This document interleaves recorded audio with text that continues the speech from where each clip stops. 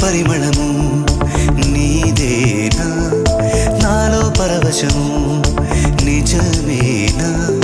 బొండు మల్లి పువ్వు కన్నా తేలికగు నీ సోకు రెండు కళ్ళు మూసుకున్నా లాగు మరి నీ వైపు